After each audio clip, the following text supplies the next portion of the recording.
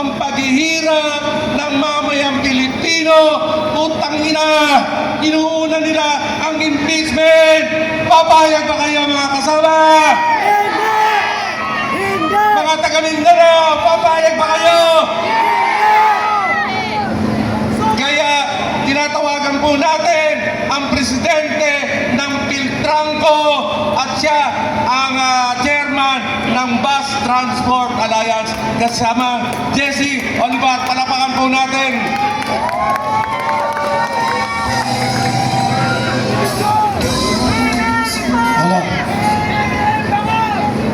Magandang hapon sa ating lahat. Hindi ko na isa-isahin ito kasi marami ito. Maraming salamat sa Manobo Tribe na nandito ngayon.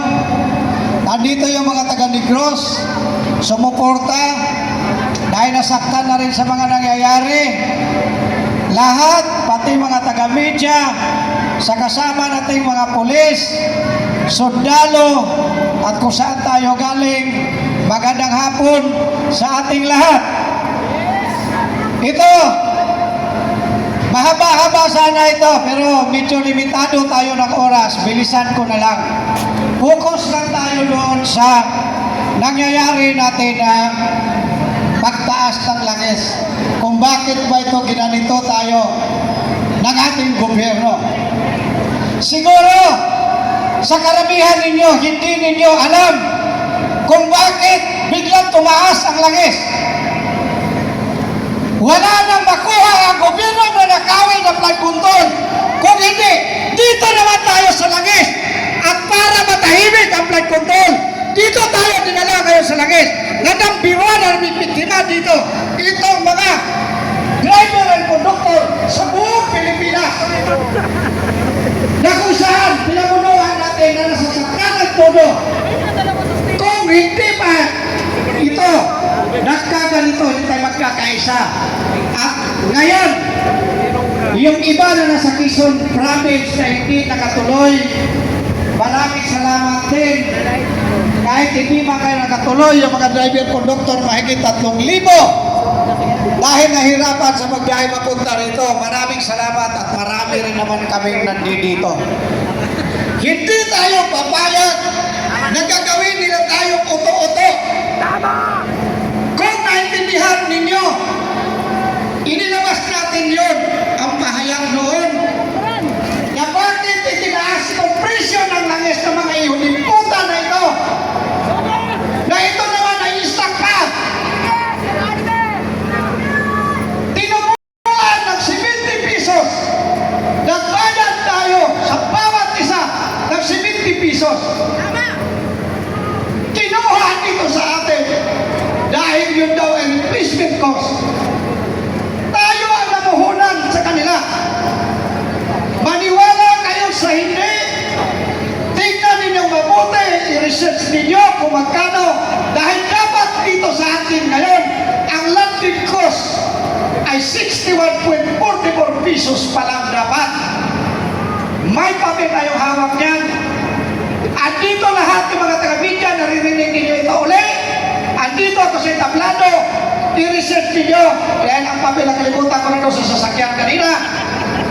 Tingnan ninyo mabuti, dahil ipinlas na ito sa TV, ipinlas na ito sa screen. Sino ang nagplas ito? Si Senador Gatchalian. Dahil doon sa hearing nila na doon si Senador Marcolita. Tinignan natin, ay mayroon tayong kasabihan na paano mo matutuklasan ang isang kasinungalingan kung hindi mo alamin ang buong katotohanan. Hindi mo makikita sa isang tao yung isang nagsisinungaling kung hindi mo pasukin ang kanyang sarili para makita mo kung totoo ba siya nagsisinungaling. Paano mo makita yung katotohanan kung andoon ka lang sa social media, andyan ka lang sa Malacanang? Ano ba kinatatakutan noong presidente? Bakit pinarikadahan? Napakadami-dami. Napakadami ang pantay nila. Natatakot ba sila dahil sa ginawa nilang kabulastugan? Huwag kayong magalala. Patikim pa lang ito, nakita ninyo dami ng tao na sumuporta sa Aklo. Hindi pa ito. Dahil pagka-alis ko, didiretso ako sa airport, lilipad ako.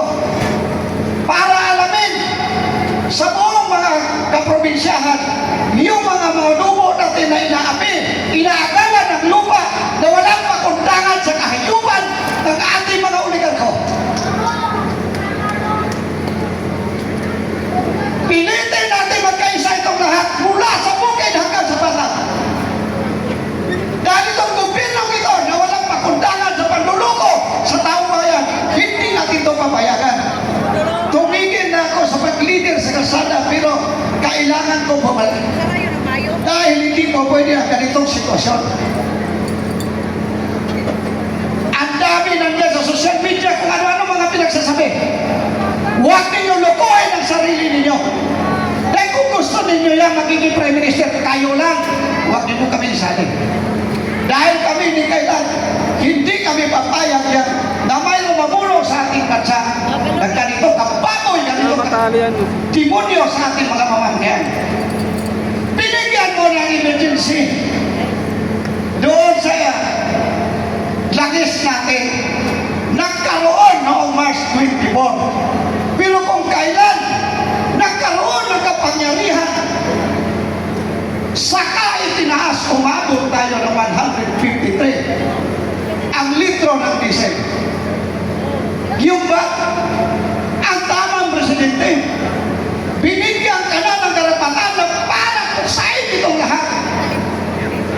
Nang dahil doon sa will regulation law, hinayaan mo na mabuhin yung Pilipino. Hinayaan mo na maghirap ang lahat. Walang pakundangan itong kahayupan na ito. Nagtaas ang langis, umabot ng 153 ang litro. Pero nang humirit ang transport na kailangan ng karagdagan ng pamasahe para magtuloy-tuloy ang trabaho ng ating manggagawa, anong ginawa?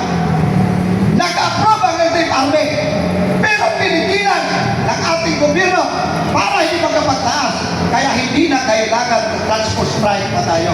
Dahil kusa ng tumigil ang mga sasakyan sa kalsada dahil wala kang pambili ng diesel.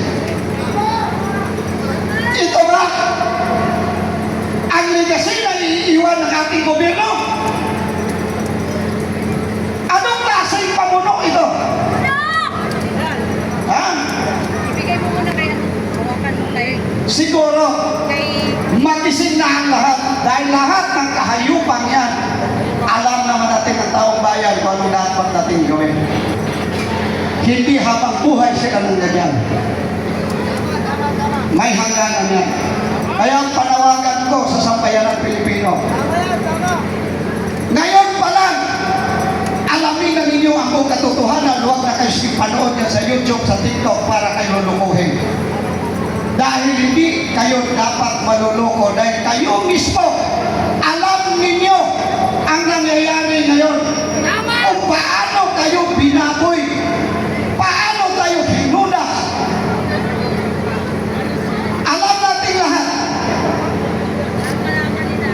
Malapit na ang eleksyon. Alamin ninyo ang buong katotohanan para mapatunayan mo ang kanilang kasinungalingan. Magmula sa barangay captain hanggang pataas, alamin ninyo. Kasi pag hindi ninyo alam kung ano yung katotohanan, hindi ninyo mapatunayan na siya ay nagsunungaling sa kanyang mamamayan. Maraming salamat. Ang magandang hapon sa atin.